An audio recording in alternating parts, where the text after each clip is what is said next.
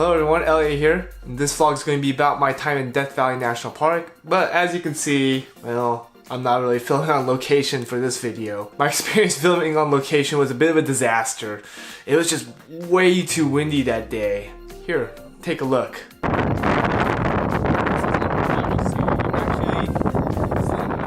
As you can see, or rather hear, you pretty much can't hear me at all. I know I did choose camera 2's viewpoint with this audio to accentuate the situation. However, camera 1 had fairly similar results. Although, you know, with the microphone on top of the camera here, the wind was suppressed a bit better, but really, I wouldn't use that audio at all. I'm currently at my relative's house here in Southern California. They've been getting a lot of moisture here lately. Even a couple weeks ago, like, there were parts of Los Angeles that were evacuated that made national news. I will mention though that those same storms did affect my experience at Death Valley though. More on that later though. So getting all that out of the way, let's get to what I was up to in Death Valley. For camping, I took a spot in the Texas Spring campground. It was $15 a night with running water and flushable toilets. Amusingly though, those bathrooms did not have lights, so even during the day they were a little dark inside.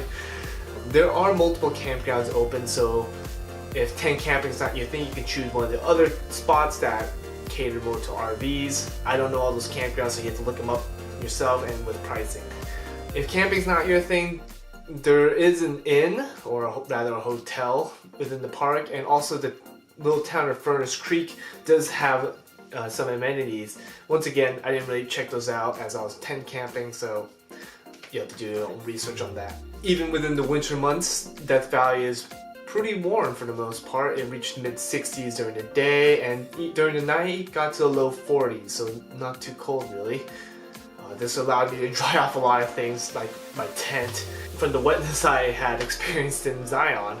Upon entering Death Valley, I did notice that there is a fair bit of driving, maybe even too much driving. I understand that all national parks are large and they require a decent amount of driving to get from point A to point B, but Death Valley just seemed a bit bigger in that regard, like more driving was required.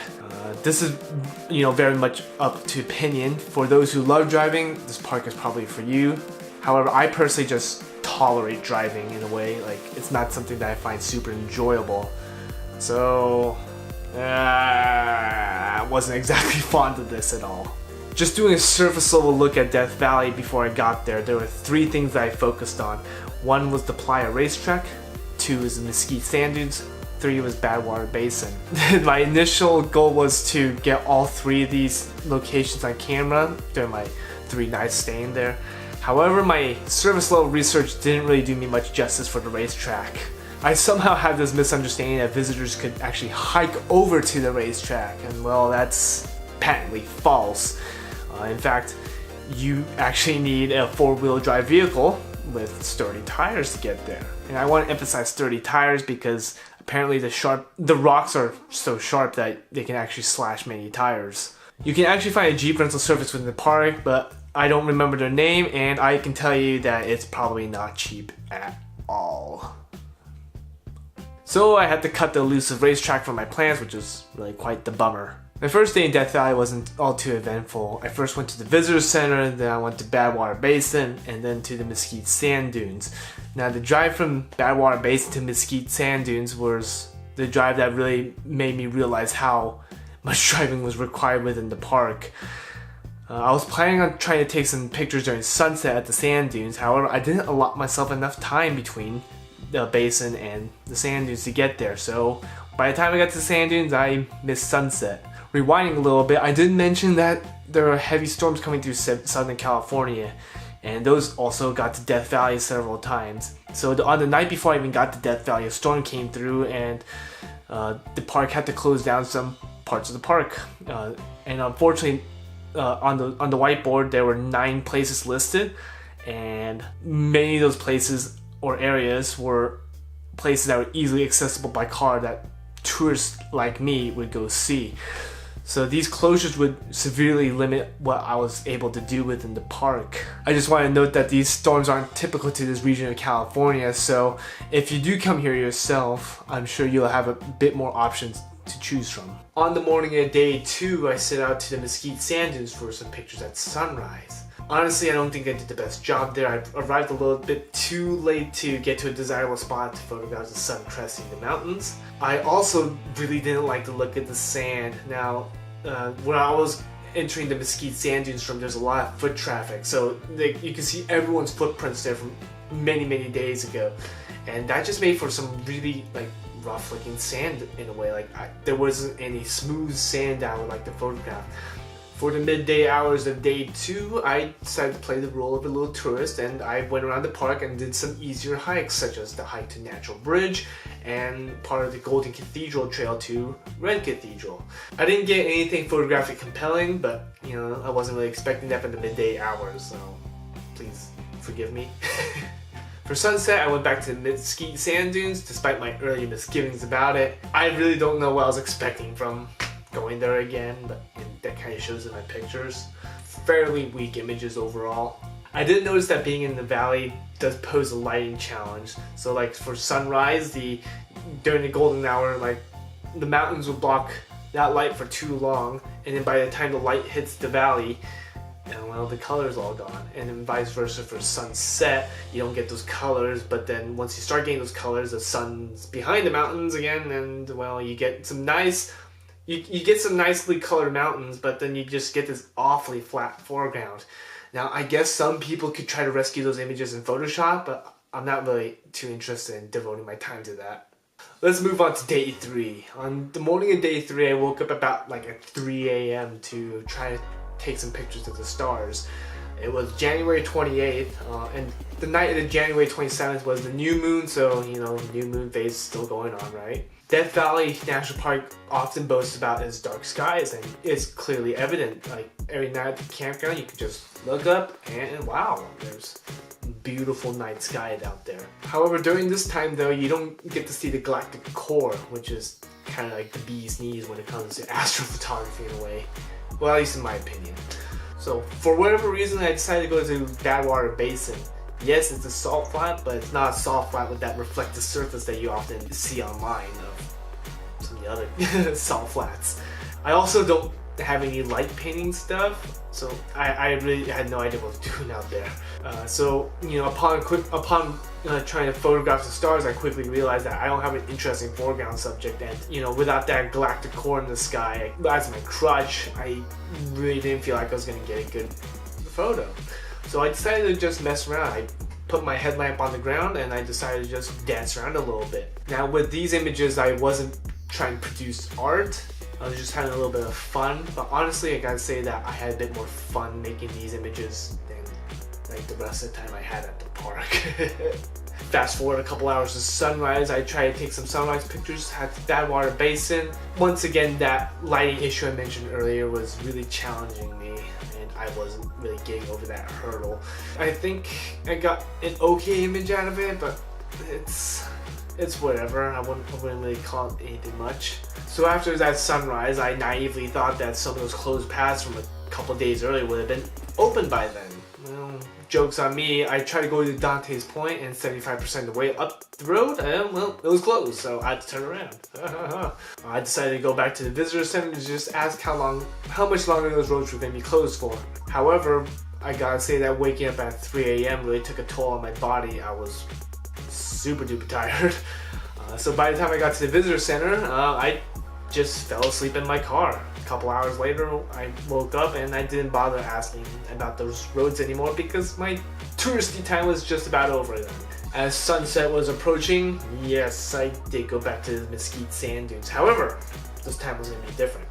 I noticed before that some people were going to the sand dunes by cutting through the Devil's Cornfield.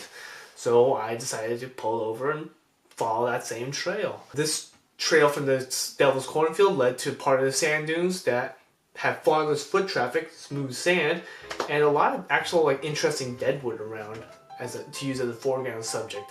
I really wish I knew about this before, but you know, hindsight's always 20/20, right? I came across a bit of interesting deadwood that I decided to make my foreground for the sunset. With my luck though, things didn't turn out 100% though. During that sunset, the nice colors against the mountains were never casted. too many clouds were in the way of the sunset. If I only had the foresight to do this all one day earlier, right? On the morning of my last day, I decided to film my vlog in Water Basin. Now, I thought the location from Badwater was a good place to represent Death Valley from. To my surprise, the storm that came overnight dumped some water into the salt flat, so I really thought I was going to have a good time filming this vlog. Again though, my fortune seemed to run dry though, as that storm that brought said water brought some pretty untimely winds as well. My tripod with my filming camera, this camera, kept getting blown over, the winds kept battering my microphones, and overall it just was not a good time. So despite the mostly appealing setting, I couldn't get a vlog done. Disappointing. I gotta say though that the water within the salt flat probably would have made for some spectacular images had I decided to stick around a bit longer, but you know, with all the experiences that I've just had in Death Valley so far, I wasn't that keen on staying any longer. Disappointed, I packed up and started heading for Los Angeles. On the way out of the park though, I had an enjoyable encounter with a coyote. It was first standing on the road, so I decided to go pull over and take some photographs of it. And luckily it stayed around long enough for me to switch to my 200 to 500mm lens to get some really nice close-ups of it. Now, some of you are probably already suspecting what this coyote is up to. And yes, I think people were feeding it. As I was photographing the coyote, another photographer came by, pulled over, and we started having a chat. That photographer saw that coyote about an hour earlier, and it pretty much exhibited the same behaviors to him as it did to me. What it did was, well, like I said, it stood on the road to garner some attention, and then once you stop, it kind of circled your vehicle, and then it'll just stay by the side of the road, just waiting. And it was probably expecting people to feed it. What I experienced was kind of a double-edged sword though. Like, if it weren't for the people earlier feeding the coyote, I probably would never have seen the coyote. But like, feeding wildlife is bad, and I'm morally compelled to condemn those actions, so what a dilemma. Okay, so I hope you guys weren't noticing how orange I was becoming. So that's what I experienced in Death Valley National Park. Now, to be frank, I didn't really enjoy this park as much as I should have, or as I would have liked. Now, if those 90 areas hadn't been closed off, I probably would have had a much better time. But that's on the weather, not the park. And also the racetrack. If I was able to go to the racetrack, I would have probably enjoyed the park far more. So next time I ever come to the park, I'll have to bring some friends in tow so we can split the cost of the Jeep, or maybe if one of them has a capable car to go up there. Shoot. In the end, I did get some okay images, nothing special. I've become a bit more relaxed to gain that award-winning image for every single park. Like I said before in the last two videos, it's not always possible. Yeah, it's not easy. So I hope you all enjoyed watching what I've seen in Death Valley National Park, and I really do hope that this video encourages you to come out yourself. To learn more about my venture here at Death Valley, head on over to my blog. I do talk about some different things, and yeah, you can see more of my images there, so link will be in the description. If you liked my video, please do give it a like, and yeah, leave a comment too. You know, since I'm on the road for most of the time, except here in Southern California right now when I'm filming this, my responses to you may be a little bit slow, but I will get to you eventually. To see more videos like this, subscribe, and don't forget to follow me on Instagram. Until next time, see ya!